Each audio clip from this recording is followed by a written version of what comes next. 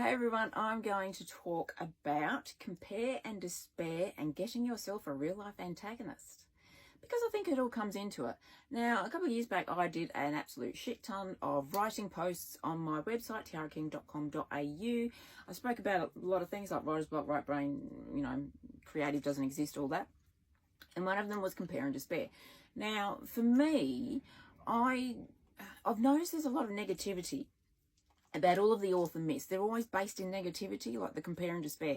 So for me, I see it as, why are you despairing when you compare instead of inspiring yourself?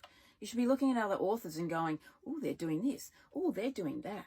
Oh, they think they can do this. And you should be taking that as inspiration. It's like, oh, they're doing that. Maybe I can do that too. They're doing essays. They're doing poems. They're doing a course on this. They're doing a course on that.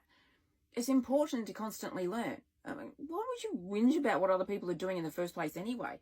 Whining about this shit at the beginning stage of being a writer is such an amateur thing to do. I've spoken, about that a few times in some of the videos that I've done.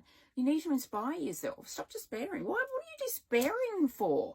What does it matter what other authors do in your life? It's irrelevant what they do, but you need to take inspiration from it.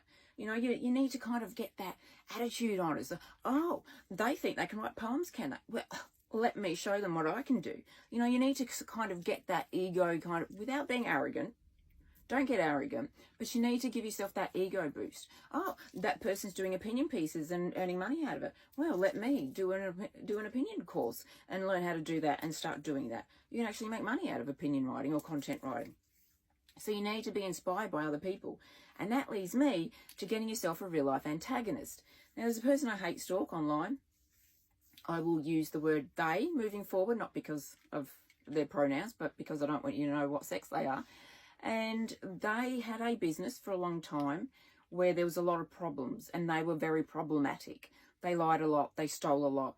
They just, oh, I'm going to do this and then nothing happens. Or I'll talk about that soon and then they never did. So there's a lot of lies going on and it turned me off them as a person.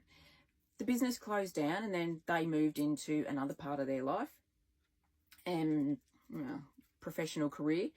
I don't think they've actually figured out what it is they want to do, because they do way too much. And so they're constantly talking about authors and writers and myths and this and that, the other. And a lot of it is just the annoying garbage of lies.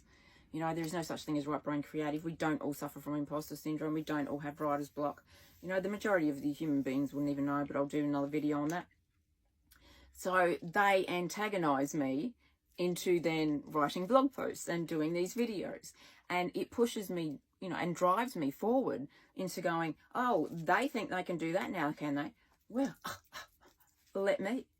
So I think it's kind of important to find someone that irritates the hell out of you in the field you want to be in, and then use that as inspiration. Use that to help drive you forward. So every time they do something, go, oh, I hadn't thought about that. Oh, well, let me. So you need to get that about you and stop despair. As I said, I don't get what it is about despairing. I don't know why people have to be such whiny little bitches in this field. You are painfully exhausting. Stop whining and start comparing what you can do against what they do, because it will then add to what you're doing. It will then add to your timeline and, the items you produce, and you will produce more. You will be inspired to produce more. So, when it comes to compare, stop despairing. And when you compare, get inspired and get yourself a real life antagonist, because it's actually kind of funny. And it doesn't have to be someone you've met. It doesn't have to be, obviously it's going to be someone you don't like because of whatever it is they do. But use them, use them as that fuel. Use them to boost you and to get on with trying different things.